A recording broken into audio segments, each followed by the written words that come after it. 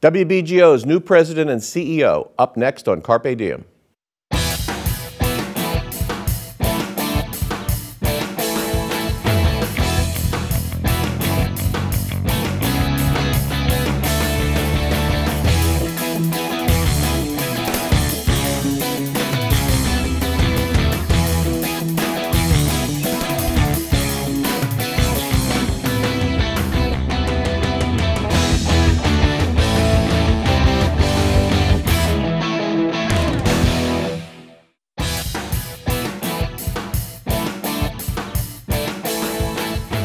Hello and welcome to Carpe Diem. I'm Merrill Brown, Director of the School of Communication and Media at Montclair State University. Joining me today is newly appointed President and CEO of Newark Public Radio Station WBGO, Amy Niles. Amy has been with WBGO for almost a decade, starting in 2006 as their Senior Vice President, Chief Operating Officer. During her 9 years with the station, Amy has managed development, membership, marketing, and programming, and just last year served as Acting President and CEO, where she led the station to its highest audience ratings. Currently, Amy is involved in strengthening the WBGO brand with projects involving the introduction of new media efforts, web, podcast, streaming, and mobile, and the development of a new nationally syndicated programming effort in partnership with NPR Arts and Culture. The new NPR initiative, Jazz Night in America, hosted by bassist Christian McBride, is one of WBGO's most important new efforts, spearheaded by Amy. WBGO is a dominant force in the jazz world, and Amy not only has been a fan since childhood, she's also a performer, where on Broadway she played Perron's mistress in the original Broadway production of Evita. Welcome, Amy. Thank you. What a thrill to be here. I'm loving all the energy that I'm feeling in this studio with all these great students here. That's great to hear. Yes, we have plenty of energy here at Montclair State. Speaking of energy, there's a lot of energy at WBGO these days. Absolutely. Being in your position in the jazz world is a unique and important resource for the New York area, for New Jersey, and for Newark. Tell us where things stand at WBGO. How's business? You know, business is coming along. You know, we're very excited at these new ventures that you were talking about, Jazz Night in America, and you mentioned Christian McBride. He lives right here in Montclair, New Jersey, so we have a great connection. But we're very, very bullish on the future, and the future not only of WBGO within the jazz community, but also the Newark community, and the new advances that we're seeing in terms of public radio in general. And tell us about WBGO's world. For those of us who are jazz fans, it is, in fact, as I said in the introduction, a dominant force in the world of jazz, maybe not appreciated fully by non-jazz fans. There's a long history of that role in the marketplace. Tell us how all that works today. Well, you know, you mentioned Jazz Night in America again, and the idea behind that show in particular was telling the stories behind the music. You know, when you listen to a public radio show, any public radio show, you may not necessarily be thinking, I'm interested in that particular topic that they're talking about, but you know that you're going to go along for a journey, right? There's going to be something that you're going to learn at the other end. Well, that's really how we've approached Jazz Night in America. The idea that you may not be what we call a P1 or a quintile 1 jazz fan, meaning jazz is the first thing that you want to listen to. But somehow when you listen to this program, at the end of it, you're going to say, I'm interested in that. There's something there for me. And that's the premise behind it. And that's how we're bringing people into jazz. You know, for some people, jazz has a certain connotation. And they say, that's not music for me. Well, come along for the ride. Have a listen. Maybe you'll find something here you like. And generally, when people get introduced to the music that way, they find something that they like. WBGO, obviously, for a long time has been a force in the marketplace, a force in New York, which is a global jazz capital in many ways. The internet is thought of in public radio as, by some people as a threat, but by others as an opportunity. But to now be able to take this music worldwide to anybody who has an internet connection really does further establish that franchise. What does it mean to be accessible to everybody in the world? Well, we've been accessible. We were one of the first public radio stations to go online and also to have an HD2 channel as well.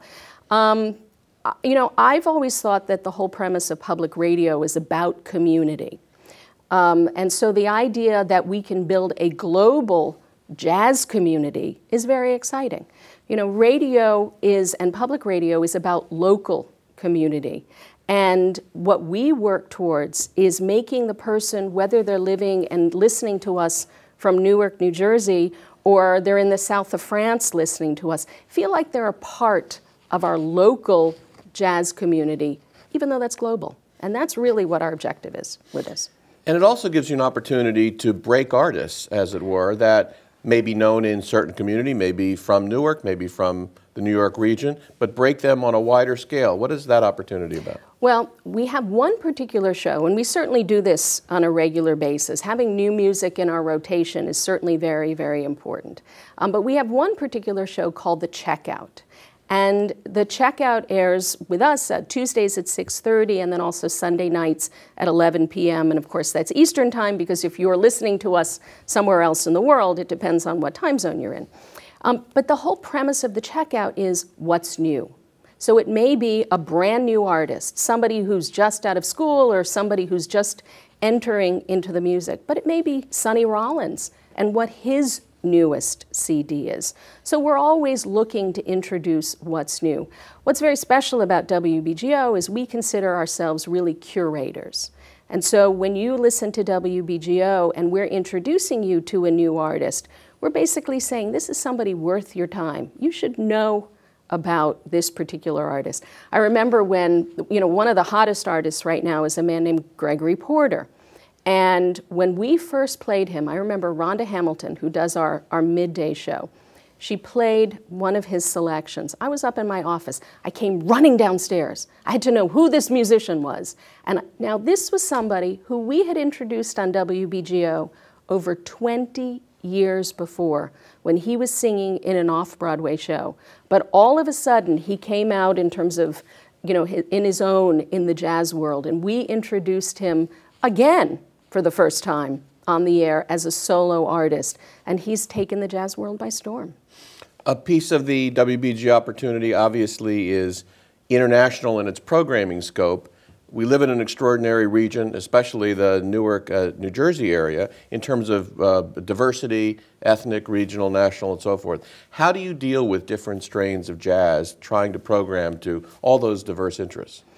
That's a very, very important initiative to us. Obviously, we can't be all things to all people, but we do have some specialized shows. For instance, Sunday morning, we're known for our Singers Unlimited show, which is all vocals, but there's certainly diversity within vocal music. And you can listen to Sarah Vaughan, you can listen to Gretchen Parlato. They're both sort of on the opposite ends of the jazz vocal spectrum, but still within the genre. We have a show on Sunday nights that features contemporary jazz, but if you tune into WBGO at almost any time of the day or night, because we're on 24/7, you're going to hear something different. Many years ago, we had a really extraordinary program, because remember, we're not just a radio station. We do a lot of work in the community. And we had a particular series where we went into various types of other nonprofit organizations within, actually it was in Central Brooklyn, because we have a lot of listeners who are in Central Brooklyn. And we made the point of, in each one of these other organizations that we worked with, presenting a different kind of jazz, so that you would hear that jazz is not just Sonny Rollins. It's not just the jazz that you think it is, but it could be Brazilian music. It could be, there are many types of Latin jazz, for instance. So jazz has a lot of diversity inherent in the music. Jazz Night in America, yep. Your relatively new project, very excited, is underway. It really puts you in a different playing field. It is actually a sports metaphor ripped off of football, where there's Football Night in America on NBC, and that's a great way to think about it. But tell us the strategy there and what's important about it. Well, for 23 years, we had a really tremendous program that we did in partnership with NPR. It was called Jazz Set.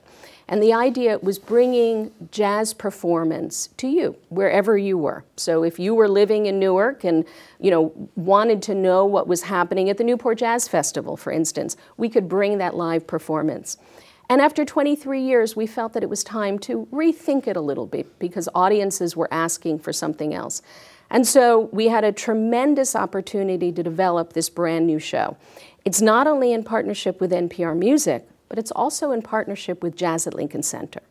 And so half of the programs, approximately half, will come from Jazz at Lincoln Center, but also half will come from cities all over the United States, particularly those that have other public radio stations in those markets. So we're presenting the best of jazz that's happening from those markets, but we're also telling those stories. Because I'm a true believer in the fact that time and place really informs performance. So for instance, we're sitting in this studio right now. How would our conversation be different if we were sitting someplace else, if we weren't dressed in suits? How does time and place inform performance? Why does music happen in the way that it does? When you hear a performance on the air, what's informed that? Why has the composer made those choices? What's the ethnic background that's informed? So many different questions. And when you start learning those stories, the music sounds different. You have a different understanding. And I think it brings people much closer to the music. In terms of the finances of WBGO, the challenge public radio faces in every community in this country, what's the difference in how you approach fundraising, and how do you do it in the context of you're not a full public affairs station like some others are, you're very focused on your jazz franchise. What does that mean for fundraising? Well, we're very focused on our jazz franchise, but when I use that word about community, our community is Newark, New Jersey, as well as the community of jazz, and we feel very strongly about supporting our community. Well, how does that relate to fundraising? I mean, that's a very interesting question. I had the opportunity to be on Mayor Baraka's transition team, and I had a very, very important experience that really informed a lot of my thinking about fundraising. I was involved in a conversation with some people in a local community, and we were charged with talking about the different initiatives that Mayor Baraka should get involved in, and public safety and education and all those things that people are focused on for good reason. And arts and culture got pushed to the side. It didn't seem to be significant. And when I started talking to the people in this community about the role that arts and culture plays in their lives, all of a sudden the awareness transformed arts and culture as being a priority. There are many of us who feel that without arts and culture, you can't build a community. And why is it important to build a community? Well, education, public safety, all those things fall on top of it. So we like to impress people with the fact that when you start with arts and culture, not consider it an afterthought. That's the first step in building strong community. And that's really how we start our fundraising message when we're going out to foundations and corporations who may feel that arts and culture is not as important in terms of our society today. I think it's most important. And how are you doing at the fundraising? It's a challenge for all public radio stations. It is. There's no question. We're trying to get smarter with how we fundraise and trying to get people to value what we do. You know, we don't charge admission. We don't say that to turn on your radio or to come to many of our events or to go to, download a podcast, you have to pay money. We work on the honor system. And what we hope is that people will value what we do. And I think people are doing that. And what does membership mean at WBGO? What does being part of the community actually get you in terms of responsibilities and products and so forth? No responsibility. I mean, it means what it means. But, one of your staff just came up to me and the first thing he said was, I'm a member of WBGO.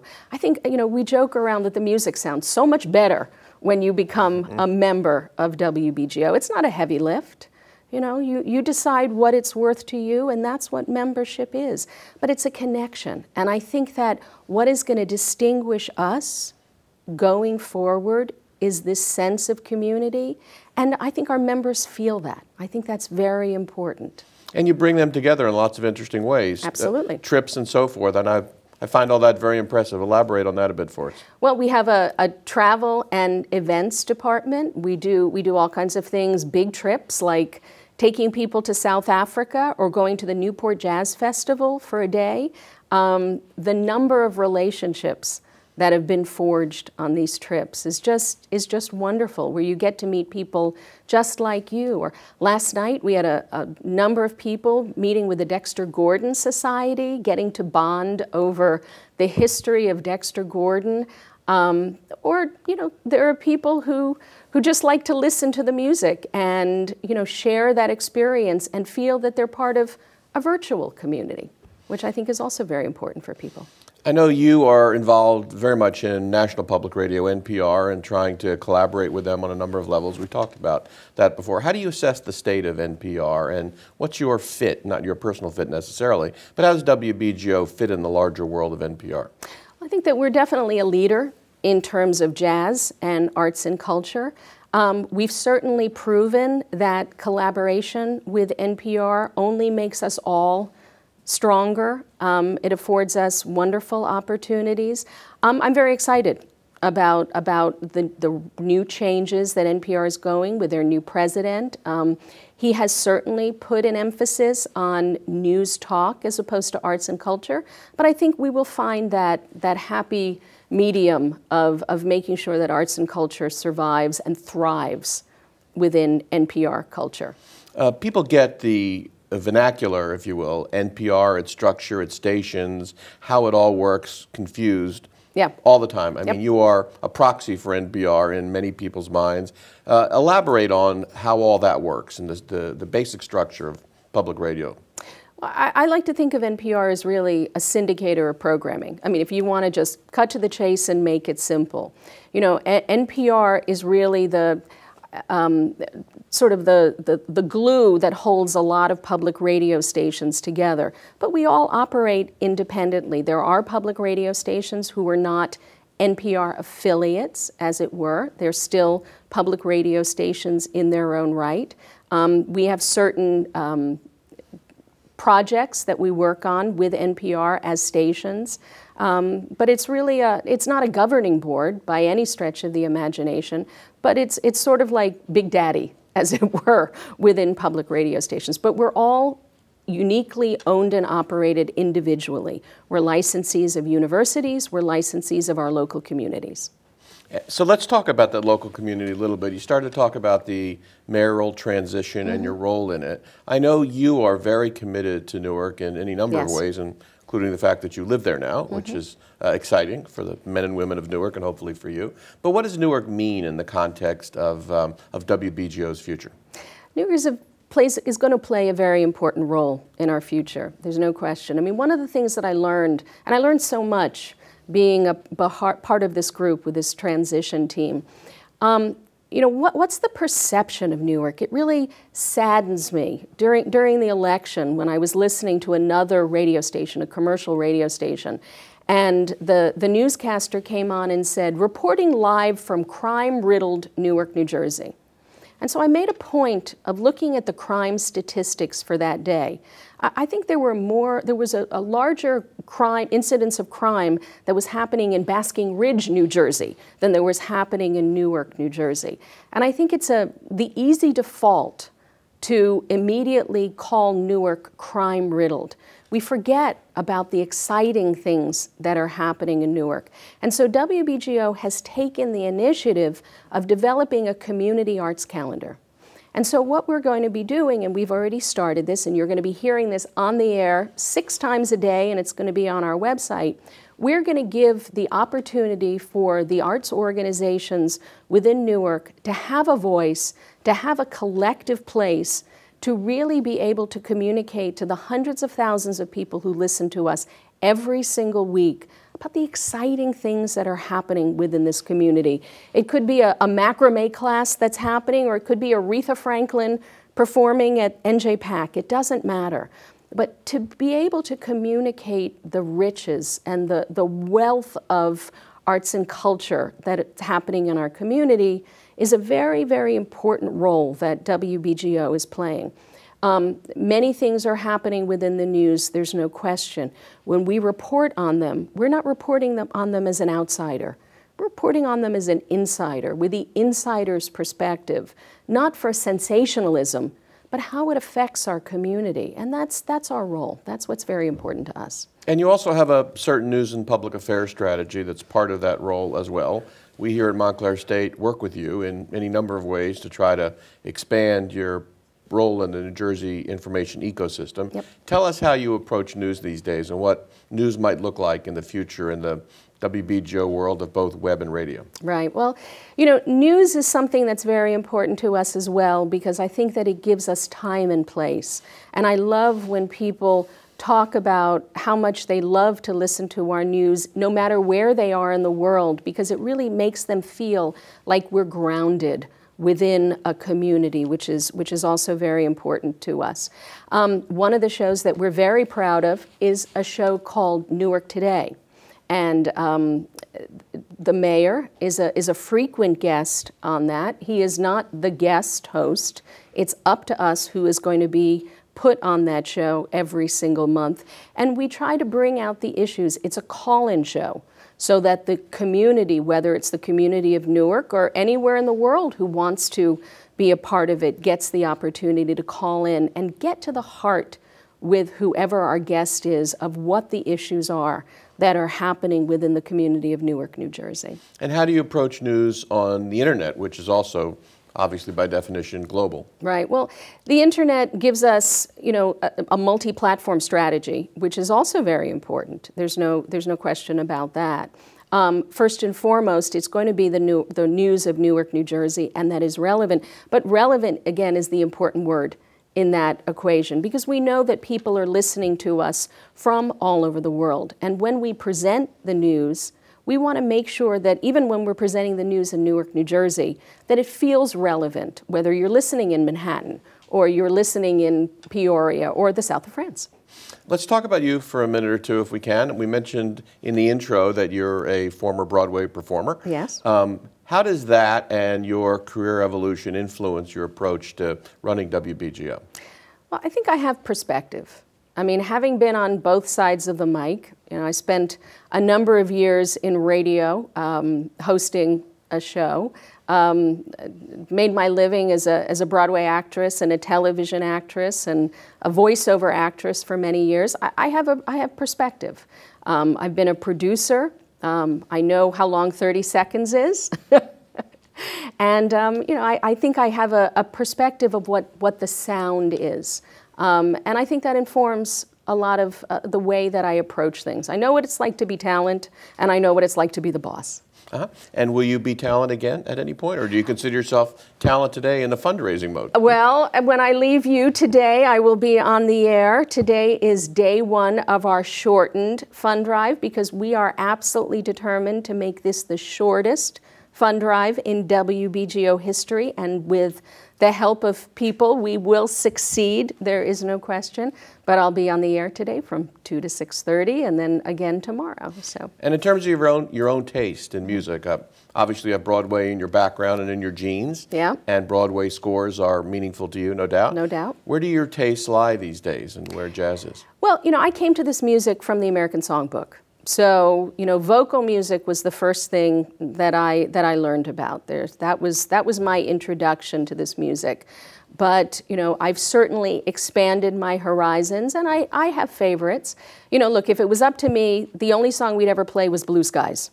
But it's not up to me, thankfully, and we have very talented people who make these decisions. You know, every single one of our shows is programmed by the host, and that's very different. So if you listen to satellite radio or you listen to, you know, many other radio stations, you will find that there's a program director who makes all the decisions. So if you're listening to Michael Bourne is making the decisions as to what music goes on the air. If you're listening to Rhonda Hamilton, that's what Rhonda Hamilton is picking for you to listen to. So no, we're never going to have an Amy Niles show, because as I said, it would only be Blue Skies and, you know, just a few select vocal artists. So thankfully, that won't happen. But in terms of what you listen to, is that what you listen to? Do you focus on when you're at home and relaxing to music? Is it when the radio's not on, you're listening to Broadway scores, or? Yeah, I'm definitely I'm a lover of Broadway show music, but I think I spend a lot of time listening to jazz. You know, I'm very fortunate to be surrounded by by this extraordinary music and the people who make it. And I love going out and hearing live music. I love being introduced to a new performer. We're a great community of jazz people. It feels like a family. Last night, out with so many musicians from the past and from the present. And what a great family feeling we have. I love being a part of it. We just have a couple minutes left, and it's worth noting that you are just the 4th president in the 35-year history of WBGO. Approaching our 36th year. Which means that people tend to stay at WBGO and love it for a long time. So at least hypothetically, you will be in a position to do a lot over a long tenure at WBGO. How would you like WBGO to be a different institution once you leave in 20 years? I learned this from the person who came in as acting president of NPR, who said that what he was determined to do was make NPR a better place than where he came in. And that's really what I care about. You know, I think that I am probably faced with more opportunities, and I like that word better than challenges, than some of our past presidents. When you and I first got into media was about content, and distribution was fairly simple. You know, were we going to be on the radio, print, television? That was the landscape. Well, now the landscape changes every single day, it feels like. And the decisions that we make, you know, we've had a wonderful conversation about content, but we could spend another 2 hours talking about platforms and distribution. And I think that that's the thing that I face most, and I think the biggest opportunity for us as a radio station, as a media organization, is how content and platform and distribution, where that sweet spot is. Those are great opportunities, and this is a great time to be in radio, a medium that has an opportunity along the lines of which it's never had before. That's right. You're blessed to be there, and we're blessed to have you here today. Thanks for coming. Thank you for having me.